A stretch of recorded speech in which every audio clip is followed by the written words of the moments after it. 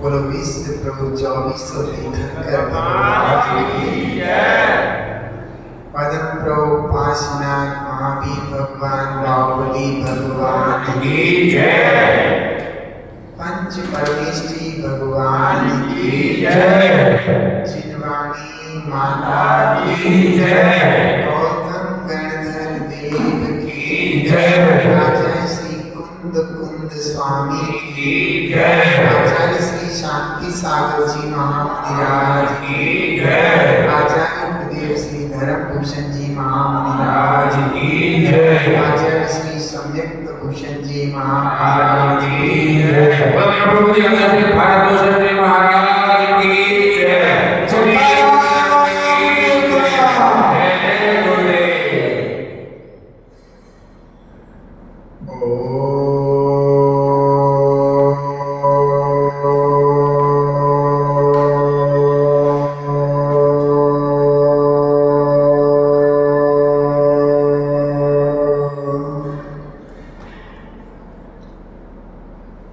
परम तीर्थंकर भगवान अनंत केवली ने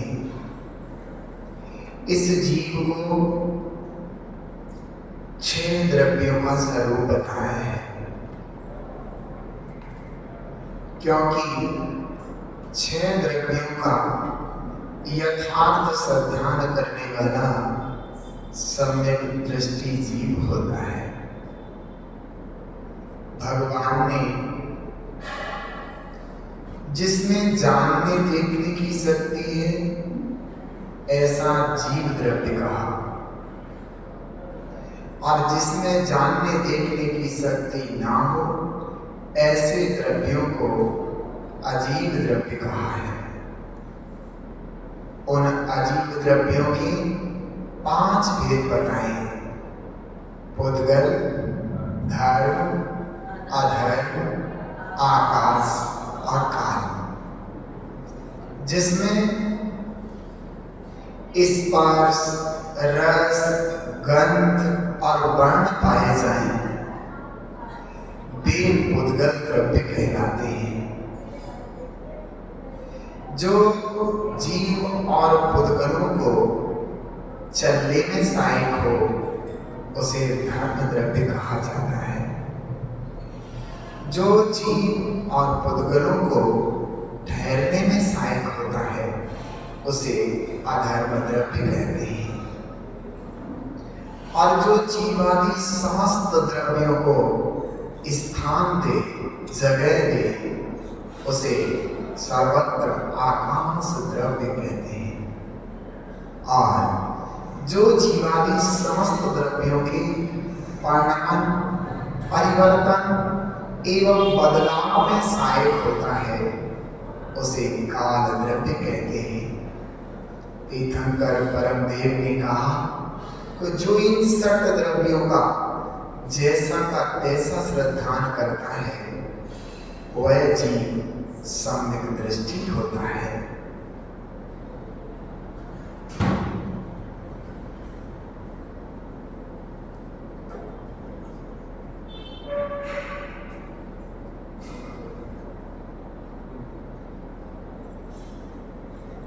हमारी जिज्ञासा आचार्य श्री के समाधान के अंतर्गत सबसे पहले एक जिज्ञासा एक युवक की है जो मेरे द्वारा प्रस्तुत की जा रही है। आचार्य श्री हे गुरुदेव नमोस्तु नमोस्तु नमोस्तु। आचार्य श्री उनका कहना ये है कि जो युवा वर्ग है वो अनर्गल प्रवृत्ति कर रहा है, यानी कि वो उसको कुछ खाने का, पीने का, कोई शौक का, किसी तरीके का उसका विवेक नहीं है। लेकिन उसमें से कुछ लोग, कुछ बच्चे ऐसे हैं जो धर्म में लगना चाहते हैं और अपने आप को में धर्म में स्थित करना चाहते हैं, लेकिन उन्हें डर लगता है कि अगर हमने व्रत संयम नियम आदि कुछ लिए और हमारे साथ नहीं मिल पाए तो जो लोग अनर्गल प्रवृत्ति कर रहे हैं, स्वच्छंदी हैं, किसी प्रकार का उनके त्याग नहीं है, कहीं मंदिर जाना नहीं है, कहीं किसी के स्वाध्याय में नहीं जाना नहीं है, किसी आचार्य के पास नहीं जाना है, किसी मुनि को सेवा नहीं करनी है, किसी भी प्रकार का धार्मिक कार्यक्रम उनके जीवन में नहीं है। उस व्यक्ति की अपेक्षा जो व्यक्ति धर्म में लगना चाहता है और उसकी इच्छा है कि मैं भी कुछ नियम आदि लूँ और मंदिर जी में जाता भी हूँ, सब काम है, लेकिन अगर मेरे से भी नियम नहीं निभे तो उसकी अपेक्षा जो स्वच्छंद व्यक्ति प्रवर्तन कर रहा है, वो जिसके जीवन में किसी भी प्रकार का आचरण नहीं है, उसकी अपेक्षा वो व्यक्ति जो नियम लेना चाहता है उसके नियम नहीं मिल पा रहे हैं, तो वो नियम अगर उसके छूट जाते हैं तो ज्यादा पाप लगेगा, उसको ज्यादा दोष लगेगा उस व्यक्ति की अपेक्षा जो अभी तक मंदिर जी में भी नहीं आया है, जिसने अभी तक धर्म के बारे में कुछ सोचा ही नहीं है। दोनों में क्या अंतर है और दोनों के अंदर इस बात से उसके मन में परेशानी है कि मैं क्या कर सकता हूँ, और उस व्यक्ति को ज्यादा पाप है या उस व्यक्ति को ज्यादा पाप लगेगा जो नियम से लेने के इच्छुक है। आपने तो प्रश्न का पूरा शास्त्र ही बना दिया, फिर भी अच्छा प्रश्न है। इनका प्रश्न था कि युवा वर्गों में दो तरीके के युवा वर्ग होते हैं, एक वो जो धर्म में लगना चाहते हैं, जो भद्र परिणामी हैं, और एक वे जो धर्म से दूर रहते हैं, जिनको शरारत, उदमबाजी, हंसी मजाक, किसी से मजाक करना, निंदा, चुगली आदि करने लगे।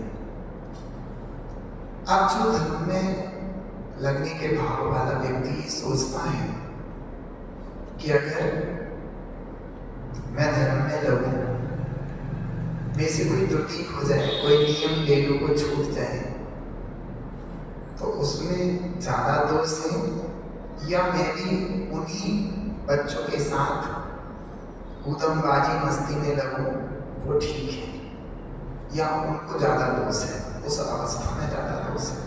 बहुत अच्छा प्रश्न है। देखो, हमारे यहाँ धर्म में बढ़ने के लिए 3 सीढ़ियां हैं। पहली सीढ़ी है अप्रस समय दृष्टि की, दूसरी सीढ़ी है प्रतिग्रस्त वृत्ति की, और तीसरी सीढ़ी है ग्रह त्यागी, क्षुल्लक, केलक, आर्यका, मुनिराज, आचार्य, उपाध्याय, साधु की। तो वह व्यक्ति अपनी सामर्थ्य और शक्ति के अनुसार अगर व्रत नियम आदि के प्रति वो परिपक्व नहीं है, दृढ़ता के साथ व्रत नियमों के, ग्रस्त के व्रत नियम भी नहीं निभा सकता, तो कोई बात नहीं, कम से कम वीतरागी वेद, निगंत गुरु, माँ जिनवाणी और जीव धर्म पर श्रद्धा तो कर ही सकता है, और अपने योग्य कुछ समय के नियम तो ले ही सकता है। जैसे प्रक्षाल का नियम पूरी जिंदगी का नहीं लिया जा सकता, तो ऐसे रख लो कि मैं जो है महीने में इतनी बार प्रक्षाल करूँगा।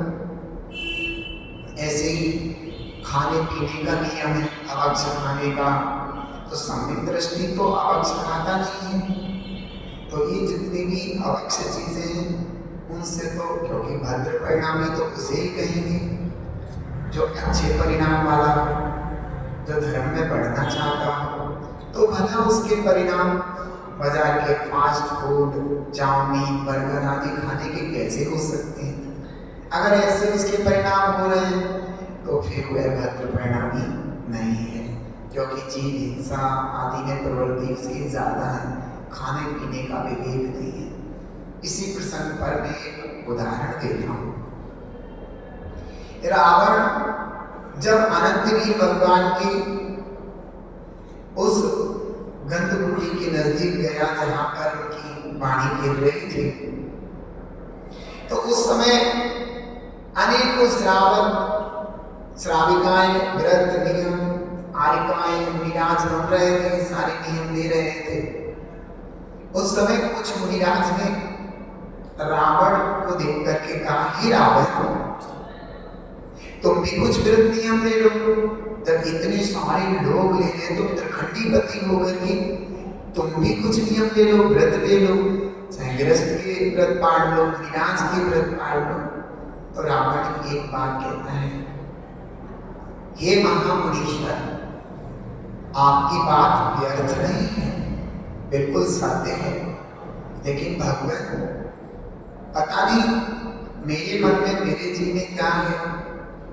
मेरे को अपने धर्म पर पूरा विश्वास है, जैन धर्म पर पूरा विश्वास है, सच्चे देव शास्त्रों पर पूरा विश्वास है, उनके अलावा मैं कहीं जाता नहीं हूँ, सर झुकाता नहीं हूँ। और भगवान, मेरा भोजन अभक्ष से रहित है, मैं कभी अभक्ष भोजन नहीं करता, मेरा पूरा भोजन प्राशुद्ध शुद्ध है। लेकिन भगवान, मेरे गृहस्थ के व्रत लेने के भी परिणाम नहीं होते, भय लगता है। अरे कैसे व्रत नियम कानूनों में बंध जाना, उनसे भय लगता है। और मुनिराज बनना तो ऐसे लोग साक्षात अग्नि में चलने जैसा, इतना महासंयम मैं नहीं धारण कर सकता, ये मेरी इतनी ताकत नहीं है। हाँ, मेरे में इतनी ताकत है कि निहत्ता हो और भरे युद्ध क्षेत्र में मुझे बीच में खड़ा कर दो, मुझे भय नहीं लगता। मैं निहत्ता हूं युद्ध क्षेत्र में, मुझे भरे युद्ध क्षेत्र के बीच में कह दो जाने को, मुझे भय नहीं लगता। लेकिन गृहस्थों के नियम, गृहस्थ श्रावक के नियम और मुनिराज का जीवन परिपालन करने में मुझे भय लगता है। तो ये बात आप समझ रहे होंगे, यथा योग्य लोग अपने परिणामों को सुंदर बना सकता है, सामने दृष्टि बने, छोटे छोटे नियमों को पालन कर ले, कुछ अपने जीवन को कैसे बना सकता है। अगर सामर्थ्य भय नहीं लगता तो व्रती बन सकता है, और सामर्थ्य तो आरिका बन सकती है बहनें, और मुनिराज बन सकते हैं भाई लोग, ऐसा हो सकता है।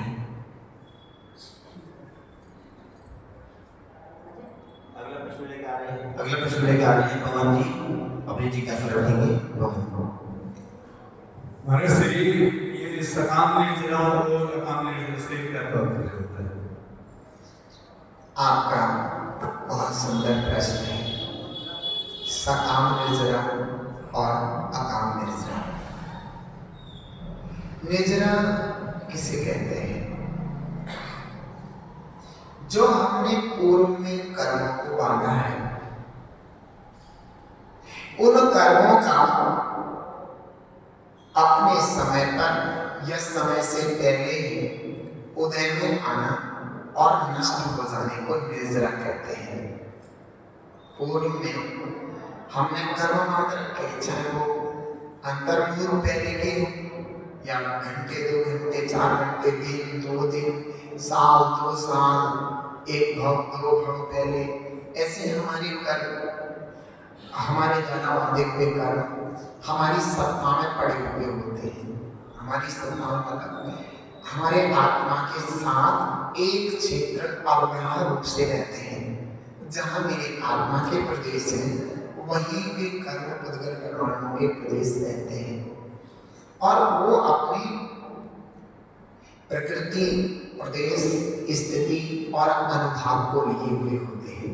प्रकृति वे किस स्वभाव के हैं, ज्ञानाग्नि, दर्शनाग्नि, या फिर इनके प्रभेद आदि वे किस स्वभाव के हैं, ये प्रकृति कहा जाता है। प्रदेश वे कितने परमाणुओं को लेकर के बंधे हुए हैं, उन बंधे हुए कर्मों में कितने परमाणु हैं। स्थिति वे जो है अबाधा काल को छोड़कर के कब तक उदय में आएंगे, उनके निषेध क्रम से कितने समय तक मेरे जीवन में उदय में आते रहेंगे। स्थिति अनुभाग वे हमें शुभ का या अशुभ का, कैसा हल्का या भारी, कैसा फल देंगे। इस तरीके से वे कर्म हमारे आत्म प्रदेशों के साथ एक क्षेत्र अपराह रूप से बंधे हुए होते हैं। जब इन कर्मों का समय आता है या समय से पहले वो जब झड़ते हैं, उदय में आकर के नष्ट होते हैं, तो उसको निर्जरा कहते हैं। उस स्थिति में वो निर्जरा बोली जाती है। तो इन्होंने कहा कि सकाम और अकाम निर्जरा दो प्रकार की होती है। सकाम अकाम निर्जरा में एक होती है कि जो अकाम निर्जरा है, इसमें मेरे को थोड़ा सा, लेकिन मैं दोनों की स्वरूप बता देता हूँ आपको। एक होती है निर्जरा कि व्यक्ति के कर्म की निर्जरा को हो रही है उस समय, लेकिन व्यक्ति की जो अंदर इच्छाएं हैं, मतलब जो उसकी, जैसे माने उदाहरण देता हूँ, जैसे मान लीजिए कोई व्यक्ति है और उसने ब्रह्मचर्य व्रत ले लिया, ठीक है। अब उस स्थिति में या फिर ब्रह्मचर्य व्रत नहीं भी लिया है, उसकी वाइफ नहीं है और वो जो है उसके पुरुष वेद कर्म का उदय आ रहा है, तो उस समय वो व्यक्ति क्या करता है कि अपने आप को, इच्छा तो है अब्रह्म की इच्छा तो है, लेकिन वो अपने आप को दबा के रखता है इच्छाओं को। तो उस समय जो कर्मों की निर्जरा हो रही है, तो वो उसकी उस समय मंद कसाय होने के कारण थोड़ा बहुत पुण्य का अर्जन तो करा सकती है उसको, मंद कसाय होने के कारण, लेकिन वो जो निर्जरा है, वो निर्जरा उसके काम की नहीं है, क्योंकि उसने अपनी इच्छाओं को रोक नहीं रखा, वो जबरदस्ती अपनी इच्छाओं को दबा रखा है। तो वो उसमें उसको मंद कसाय के कारण स्वर्ग आदि की प्राप्ति हो सकती है, लेकिन उसने पूर्ण रूप से अपने आप को इच्छाओं को रोक करके संतुलित नहीं कर रखा है। दूसरी बात एक और है, दूसरी निर्जरा जो आपकी बताई गई, उसमें आप नाम देख लेना थोड़ा सा कौन सी कैसी है। दूसरी निर्जरा ये है कि जिस समय मान लीजिए उसकी कर्म का उदय है और उसने क्या किया, कर्म का उदय है, तो वो कर्म के उदय से इच्छा हो रही है अब्रह्म की, तो उस समय वो क्या करता है, वो कहता है कि नहीं, ये मेरा स्वभाव नहीं है, ये विभाव परिणाम है, ये राग द्वेष रूप परिणाम है, मुझे किसी के प्रति राग नहीं करना चाहिए। इस तरीके से अपनी इच्छाओं को नष्ट कर देता है, दबाता नहीं है, नष्ट कर देता है कि नहीं, ये मेरा काम नहीं है, मैं तो एक मनुष्य शरीर नहीं हूँ, ये मेरे शरीर अंग ये मेरे नहीं है, मैं तो आत्मा हूँ, असंख्यात प्रदेशी हूँ। ऐसे परिणाम उसके होते हैं और वो अपनी इच्छा को खत्म कर देता है। तो ऐसी निर्जरा उसके काम की निर्जरा होती है। ऐसी निर्जरा से उसका मोक्ष मार्ग साधा जाता है। इस प्रकार आप दोनों के नाम देख करके इनमें लगा लेना। इस प्रकार से निर्जरा सकाम का नाम समझना चाहिए। हमारी जिज्ञासा है आचार्य श्री समाधान के अंतर्गत इस अभी तक चला रही है सुधा जी अपनी जिज्ञासा लेकर के। सुधा जी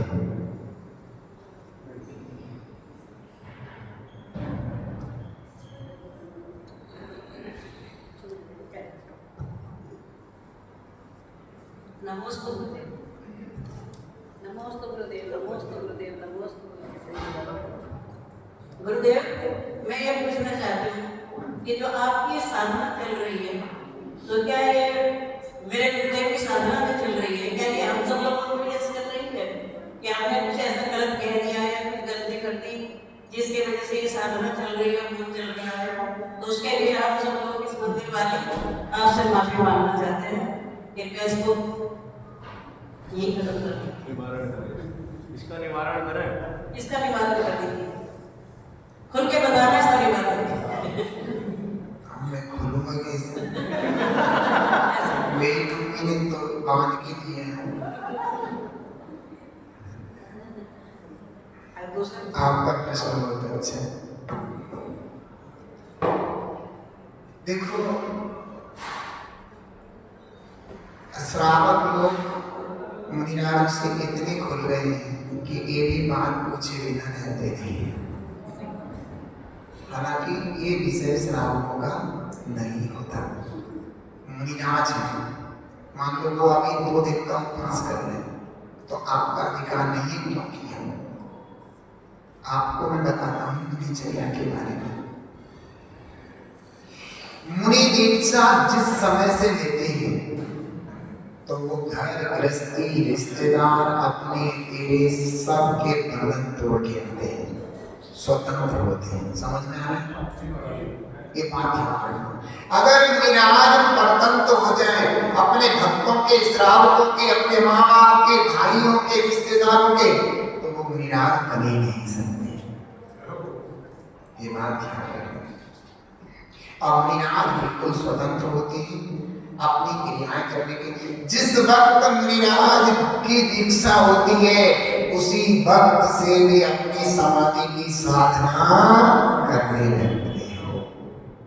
उसी वक्त भी चाहे तो समाधि कर सकते हैं, ना रिश्तेदार रोक सकता उनको, ना उनके घर वाले रोक सकते, और ना ही श्रावकों का बंधन उन्हें रोक सकता है। समझ में आ गया? नहीं आना? आपका कोई अधिकार नहीं है क्योंकि उन्होंने सबसे नाता तोड़ दिया है। मुनिराज एक स्वतंत्र व्यक्ति होते हैं।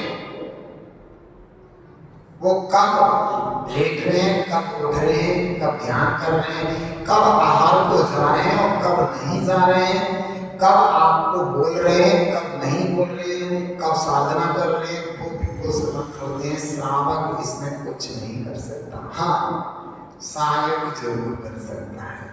आहार उठे तो आहार देने में सहायक बन सकता है। मुनिराज विहार करें तो के चंद्र में क्यों विहार कर रहे हैं, जल्दी क्यों कर दिया, इस श्रावक का काम नहीं है। बाकी श्रावक सहज रूप से मुनिराज से क्षमा मांग सकता है, और मेरे द्वारा कोई किसी तरीके की देव शास्त्रों की अभिनय हुई मुझे क्षमा कर देना, तो मुनिराज आपको आशीर्वाद देंगे। समझ में आया? अगर आपको लगता है आपकी कोई गलती हुई है आपसे तो आप क्षमा मांग सकते हैं, लेकिन मुनिराज से कहा जाए, अब मान लो आज मेरा मन है, मान लो ऐसे है नहीं, उपवास करो, आप मेरा क्या करोगे बताओ? अगर आप ऑब्जेक्शन करोगे, नहीं महाराज जी हम नहीं कर लेंगे, हम ही मर जाएंगे, सर पटक देंगे, हम मान नहीं करेंगे, तो आपकी गलती है। आप बातें कर रहे हैं मुनिराज को, उनकी स्वतंत्रता छीनना चाहते हो। और जबकि मुनिराज पंडित कहते हैं पंचम काल में जो श्रावक मुनि बने सो महाने। आपको पता है मुनिराज कैसे बना जाता है? दुनिया में इस धरती पर मुनिराज से बड़ी कोई चीज होती नहीं है। इसलिए आप निवेदन कर सकते हैं, लेकिन आप बाध्य नहीं कर सकते कि भगवान आप ध्यान नहीं कर सकते। आप ये नहीं, आप कह सकते भगवान हम चाहते हैं इतने दिन तक मेरे शिविर लगा के हमें कुछ बोधन दे, तो मुनिराज कह देंगे ठीक है, नहीं महाराज हम आप जाने नहीं देंगे, और महाराज हमारा चौका 2 दिन से खाली जाना है, ये बांधो मत। ये विश्व स्वतंत्र आत्मा है, उन्हें उनकी स्वतंत्रता ही उनकी श्रेष्ठता है, उनकी पराधीन होना। श्रावक एक बार बताओ, अगर कोई श्रावक क्यों कह दे मुनिराज के पास आके, महाराज आप ये वाला काम कर दो, नहीं तो मेरा आज आहार का क्या है, तो बताओ आपने परतंत्र कर दिया ना मुनिराज को।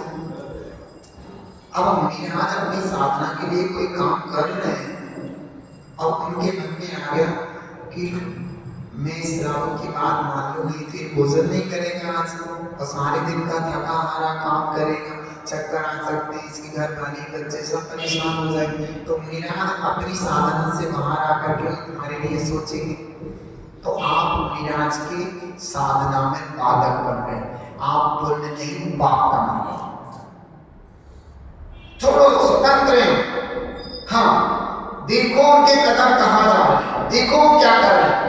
आप ना आहार कराना है ना मुनिराज को, मुनिराज बैठे नहीं उठ रहे, तो आप देखो, आप पता करो कि मुनिराज जैसे आहार को उठे, हम आहार में उनको आहार दें, ये बातचीत ध्यान रखो।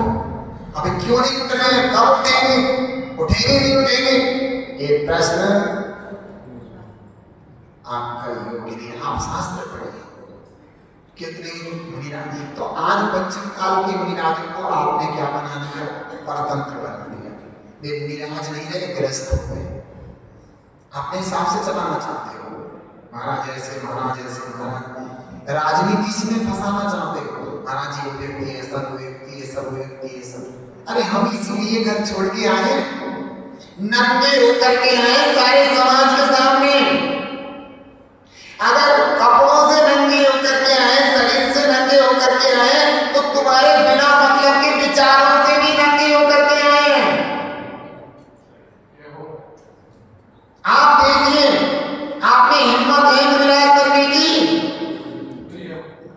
दांतों तले उंगली दबी रह जाती है, एक इतनी सामर्थ्य लेकर के व्यक्ति मुनिराज बन करके आपके बीच में आपके श्रद्धा का विषय बन करके आया है। आप तो मुझे राजनीति में पिसाना चाहते हो, आप अपनी बात को घटना में बताना चाहते हो। आप तो उनके दर्शन, आहार, पोषण आदि से पुण्य अर्जित करो। भगवान बोलते नहीं है, मुनिराज बोलते हैं। उनके सामने जाकर के उनकी उपदेश सुनो। अब देखिए कितने लोग उपदेश में आते हैं, कितने लोग क्या करते हैं। ध्यान रखो, आप किसी भी चीज, हाँ, अगर मुनिराज की कोई पीड़ा है तो आप उसका निवारण कीजिए। मुनिराज का आहार ठीक नहीं पूरा है तो आप उसका निवारण कीजिए। वैद्य को लाकर के मुनिराज के पास, चाहे भले ही मुनिराज अगर मना करते हैं तो वैद्य को हटा दो, लेकिन इतना तो कर सकते, ला तो सकते हो। एक वैद्य जी को लाकर के, वैद्य जी देखो महाराज जी की नाड़ी वगैरह देखो कैसी चल रही है, कहीं पित्त भड़क रहा है, कब भड़क रहा है, या बात की दिक्कत है, तो वैद्य जी बता देंगे इनको ये दिक्कत है, तो आप उस संबंधी समझ गए हैं, वो कार्य कीजिए। आहार में आप खड़े हो गए, जरूरी नहीं है मुनिराज को ले दे, आपने को दिखाया तो मुनिराज को बता दिया इसलिए ये चीज है, मुनिराज कहाँ सुख है, भगवान आपकी योग्य है, मुनिराज नहीं ले सकते तो आप जबरदस्ती नहीं कर सकते। वो उन्होंने अपने शरीर का उसी दिन त्याग कर दिया था जिस दिन कपड़ों का त्याग किया था। अब ये वो शरीर, ये शरीर सिर्फ उनके धर्म साधना में कारण है, ना कि अन्य चीजों के लिए। एक बात को विशेष ध्यान दीजिए कि मुनिराज की किसी भी चीज में आप बाधक मत बनिए, सिर्फ साधक बनिए। जैसे और दूसरी बात बताऊं कि जो मेरे मौन का कारण है वो बिना मतलब की बातों से बचने का है। मेरा किसी से भी कोई भी ऐसा नहीं है, और मैं सच बताऊं, मन की बात बता दूं, अब तक मैं खतौली में जितनी बार भी आया, खतौली में अब तक और जितनी बार भी खतौली के श्रावक खतौली को देख करके प्रसन्नता हुई, उससे कई गुनी ज्यादा प्रसन्नता आपकी बार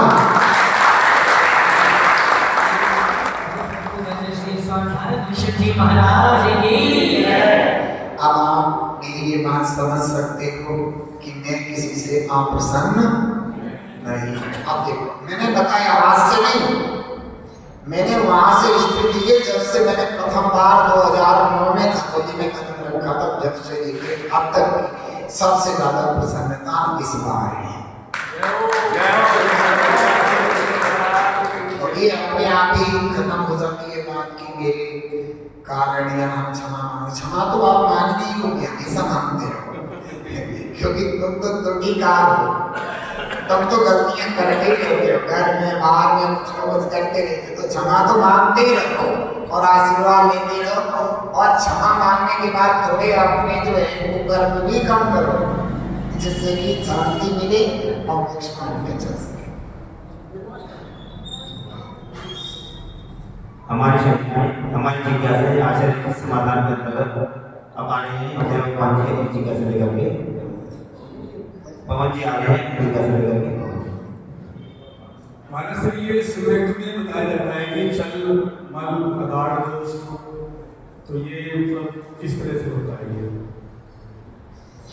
बहुत अच्छा प्रश्न है। सम्यक दर्शन जो क्षयोपसमिक सम्यक दर्शन होता है, 3 प्रकार के सम्यक दर्शन होते हैं। छाया जो कभी खत्म नहीं होता, एक औपसमिक जो अंतर्मुहूर्त में खत्म हो जाएगा, एक क्षयोपसमिक जो अंतर्मुहूर्त से लेकर के 66 साल तक रह सकता है। तो ये क्षयोपसमिक सम्यक दर्शन होता है, इसमें चल मल अगाड़ दोष लगते रहते हैं, हिलता रहता है। ये दृढ़ सम्यक दर्शन नहीं होता, निर्मल नहीं होता, बल्कि औपसमिक सम्यक दर्शन और छायक सम्यक दर्शन निर्मल होते हैं। सम्यक दर्शन का मतलब होता है सच्चा श्रद्धान, देव शास्त्र पर सच्चा श्रद्धान सम्यक दर्शन। ये बात समझ लीजिए, उसी सम्यक दर्शन की बात कर रहे हैं। जो जीव को सच्चे देव, सच्चे गुरु, सच्चे शास्त्र के प्रति जो सच्चा श्रद्धान होता है, उसको सम्यक दर्शन कहते हैं। और वो सम्यक दर्शन 3 प्रकार का होता है परिणामों के हिसाब से। छायक जो बिल्कुल निर्मल होता है, साधी अनंत, एक बार प्रकट हो गया और अनंत काल तक रहने वाला, कभी नष्ट नहीं होता। औपसमिक जो अंतर्मुख के लिए होता है। अंतर्मुख कितना होता है? बहुत छोटा, यानी कि आप ये समझ लीजिए 48 फीट से नीचे का होता है। कितना बड़ा है वो भगवान जाने। और क्षयोपसमिक सम्यक दर्शन होता है, वो अंतर्मुख से लेकर के 66 साल तक रह सकता है। उस क्षयोपसमिक सम्यक दर्शन में चल मल और अगाड़ दोष लगते हैं, क्योंकि सम्यक प्रकृति जो मिथ्यात्व का टुकड़ा है उसका उदय रहता है। अब चल मल अगाड़ दोष कैसे लगते हैं ये ध्यान रखना। ऐसा नहीं है कि किसी ने जाकर के खुदे को एक बार पूछ लिया उसको वो तो मिथ्या दृष्टि है, समझ में आ गया। किसी ने गुरु को पूछ लिया वो तो मिथ्या दृष्टि है, उस शास्त्र को पूछ लिया मिथ्या दृष्टि है, ऐसा नहीं है। लेकिन यह सम्यक दृष्टि की चल मल अगाड़ दोष कैसे लगते, जैसे भागीरथी मंदिर और तुम्हारा जनकी वाला मंदिर, ये 2 मंदिर हो गए। ये मंदिर मेरा है, वो मंदिर उनका है। मेरे मंदिर में जब प्रोग्राम होगा तो बहुत सारे लोगों को इकट्ठा करेंगे, उनकी होगा तो मैं नहीं करने का, समझ में थोड़ा तो ये इतना भी नहीं आता, जरा सा ऐसा, और वो एकदम परिणाम को खत्म कर देता है। ऐसा परिणाम जैसे ही आने वाला होता है वो खत्म कर देता है। मेरा मंदिर उनका, मतलब इस तरीके का कुछ समझ में आया। मतलब ये भी ना हो, इतना हो कि उस मंदिर के लिए उत्साहित ना हो और इस मंदिर के लिए उत्साहित हो, समझ में आ रहा। कोई धार्मिक प्रोग्राम हो रहे तो इस मंदिर में हो रहे तो ज्यादा उत्साह है, उस मंदिर में हो रहे तो ज्यादा उत्साह नहीं है। तो ऐसा हल्का सा परिणाम थोड़ी देर के लिए, रेगुलर के लिए नहीं। अगर रेगुलर के लिए आ गया तो मिथ्या, समझ में आ गया। जरा सी देर के लिए हल्का सा परिणाम ऐसा कुछ आ जाना, उसे चल मल अगाड़ दोष कहते हैं। अब चल माने चलाए माने सब होना, मल माने मल उत्पन्न होना, और अगाड़ माने दड़का नहीं रहना। तो ऐसा बुट्टे की व्रत जो होते हैं ना, व्रत उनकी लाट जो बैग होता है ना, बैग व्रत लोगों के हाथ में लाठी देते हैं, आप देखना कभी भी स्थिर नहीं होती, ऐसे ऐसे करते नहीं करते, जैसे रखेंगे तो हिलेगी, और जवान के हाथ में लाठी होगी तो कैसे रखें जल्दी सीधी। तो वृद्ध लोगों की लाठी जैसे कंपित होती रहती है, ऐसा उनका सम्यक दर्शन जैसे मैंने बताया इस तरीके से बालकों में थोड़ा सा हिलता रहता है, लेकिन वो मिथ्या दृष्टि नहीं होती। उनके सम्यक में मन उत्पन्न, ये भी मन है, इतना भी सोचना चाहिए, अगर ये आगे भाव तो सम्यक में दोष है। हमारी जिज्ञासा है आचार्य श्री के समाधान के अंतर्गत हमारे लिए जय भगवान जी अपनी जिज्ञासा करके जय भगवान जी जिज्ञासा प्रस्तुत करें। आचार्य भगवान नमोस्तु। आचार्य भगवान, मुझे जितनी जानकारी है उसके हिसाब से हम लोग जब स्तर से पूजन करते हैं तो हमें धोते धोते पूजन करनी चाहिए, किंतु आजकल मैं देख रहा हूँ कि हम लोग पैंट शर्ट में सलवार सूट में हमारे बहने अस्त्र से पूजन करते, क्या ये उचित है? आपका प्रश्न अति उत्तम है। मध्य प्रदेश में एक कहावत है 16, आपने सुना? तो 16 की चीज 16 के कपड़ों में ही होनी चाहिए। आप धुले हुए द्रव्य से सामान्य वस्त्रों में उस द्रव्य से हाथ नहीं लगा सकते। अगर आप उस द्रव्य से हाथ लगा दी तो वो द्रव्य चढ़ाने योग्य नहीं है। इधर उत्तर प्रदेश में शुद्धि का ज्यादा अच्छा विधान नहीं है, लेकिन मध्य प्रदेश में शुद्धि का बहुत अच्छा विधान है। यहाँ पर क्या रहता है, जैसे आहार लग रहा है तो जब तक महाराज नहीं पहुंचे तब तक खूब चक्कर कट रहे हैं, वहीं सामान रखा है, सिगरेट समझ में आ रहा है। ये इन लोगों को, उत्तर प्रदेश के लोगों को ज्यादा, सब नहीं, सबकी बात नहीं कह रहा हूँ, वे लोग मैं क्षमा चाहता हूँ उनकी ठेस पहुंची, लेकिन यहाँ क्या है, चूड़े पर्दे हैं, पर्दे टंग रहे हैं, कपड़ों से छू गए, ऐसे पर्दे होना चाहिए जो कपड़े के ना, कोई सोफा से छू गए, सब चल रहा है ऐसे जल कर लिया है ना, सब शुद्ध और बुद्ध, इस तरीके से। यहाँ उत्तर प्रदेश में, वो भी पश्चिमी उत्तर प्रदेश में, बीचों प्रदेश है जहाँ पे आप रह रहे हैं, यहाँ शुद्धि का विधान। छोटे बच्चे हैं, उन्हें उन्हीं के कपड़ों में उपलब्ध होती बिना साड़ी बना, अब उपयुक्त नहीं है, ये अच्छी बात नहीं है। तो बिल्कुल भी शुद्धि का विधान, यहाँ तो बस खाओ खाओ खाओ खाओ। महाराज भी पेट भर के खाए दो आइटम और हम भी खाए, लेकिन हाँ, जितने भी भारत में प्रदेश हैं, सबसे ज्यादा मिष्ठान, सबसे ज्यादा आइटम्स, चाहे वो सब्जी के हों, दाल के हों, मिठाई के हों, सबसे ज्यादा आइटम इसी क्षेत्र में बनते हैं। इसके लिए ताली नहीं कर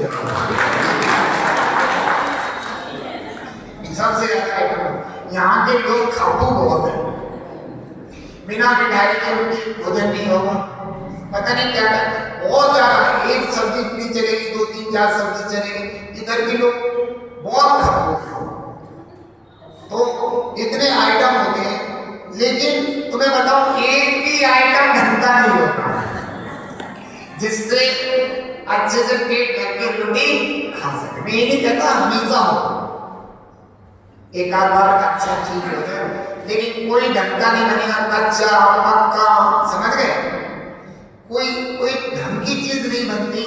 उधर मध्य प्रदेश में देखो, आपको आहार में एक दाल चटनी, दाल चटनी, नींबू, हरी मिर्च और रोटी, यही मिलेगी आपको।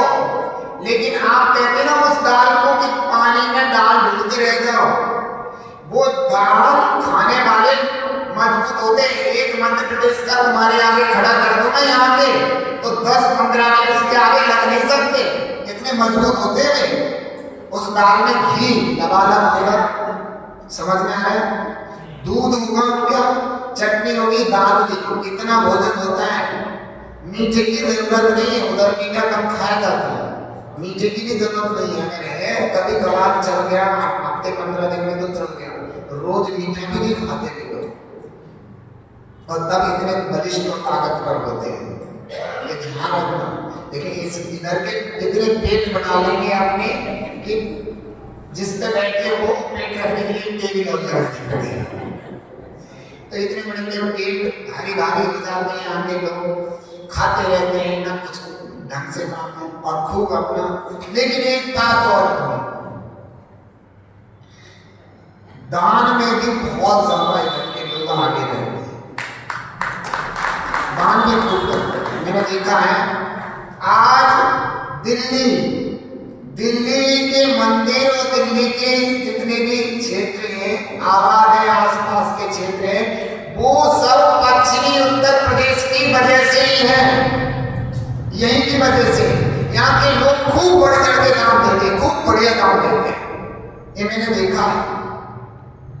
उधर मध्य प्रदेश में जो ज्यादा पैसे वाले वही ज्यादा दान देते हैं, नीचे वाले कम देते हैं, लेकिन यहाँ के सब लोगों के मन में दान देने की बहुत अच्छी कला है, हर व्यक्ति दान देना चाहता है। हमने ये देखा दान में और खाने में खूब फर्क है।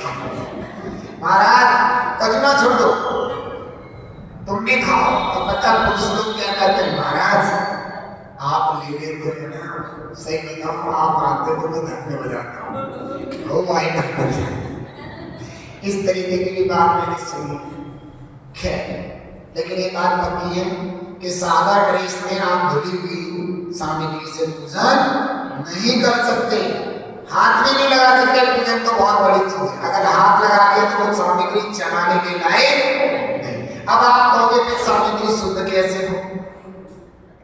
शुद्धि का अलग विधान है। छना वो पहले हमने सामग्री को अच्छी तरह साफ सुथरी करनी, कोई जीव जंतु नहीं हो, कचरा वचरा ना हो।